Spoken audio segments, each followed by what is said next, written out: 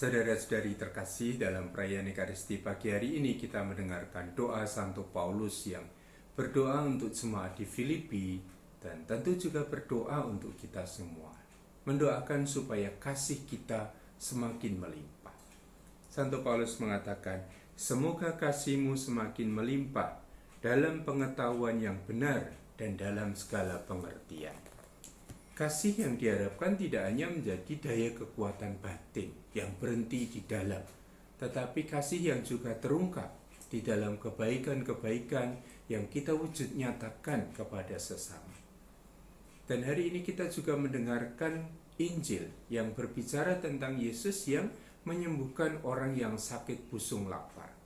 Kasih itu menggerakkan Yesus. Selalu kita mendengarkan hatinya itu digerakkan oleh belas kasih. Melihat ada orang yang sakit, dia tidak diam saja. Meskipun hari itu hari Sabat, dan orang punya keyakinan pada hari Sabat orang tidak boleh menyembuhkan orang sakit. Maka dia bertanya kepada orang Farisi yang ada di situ, kalau anak atau lembumu itu terperosok ke dalam sumur, apakah engkau tidak mengambil mereka untuk menyelamatkan mereka, untuk membebaskan mereka, meskipun hari itu adalah hari Sabat?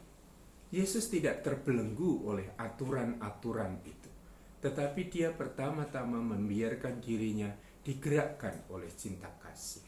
Dan akhirnya Yesus menyembuhkan orang itu, memberi kebebasan, kemerdekaan bagi orang yang semula terbelenggu oleh sakitnya itu.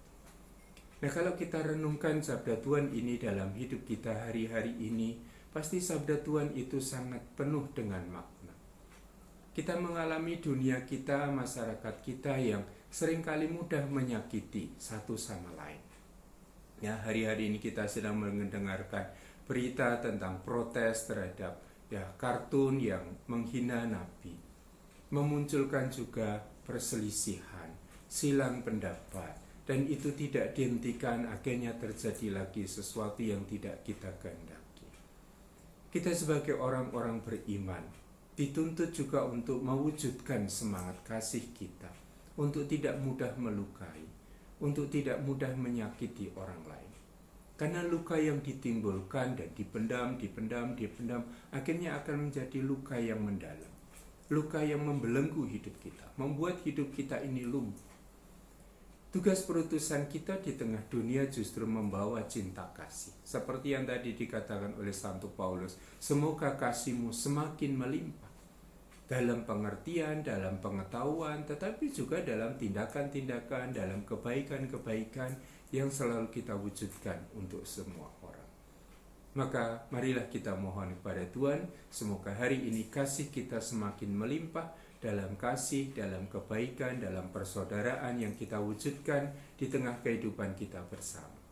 Seraya kita juga berdoa, memohon kepada Tuhan, semoga damai sejahtera, kasih persaudaraan senantiasa hidup di tengah-tengah kita, di seluruh muka bumi ini, yang menjauhkan kita dari perpecahan, dari konflik, dari permusuhan, dari perang yang justru akan menyakiti satu sama lain, menindas dan membelenggu satu sama lain.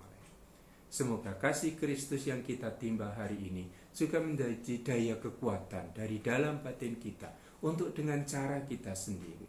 Lewat jalan-jalan yang Tuhan tunjukkan bagi kita hari ini, kita wujudkan kasih itu secara nyata dalam kebaikan, saling meneguhkan, saling menyembuhkan, saling membebaskan dari belenggu-belenggu hidup kita. Dimuliakanlah Tuhan kita sekarang dan selama-lamanya. Amin.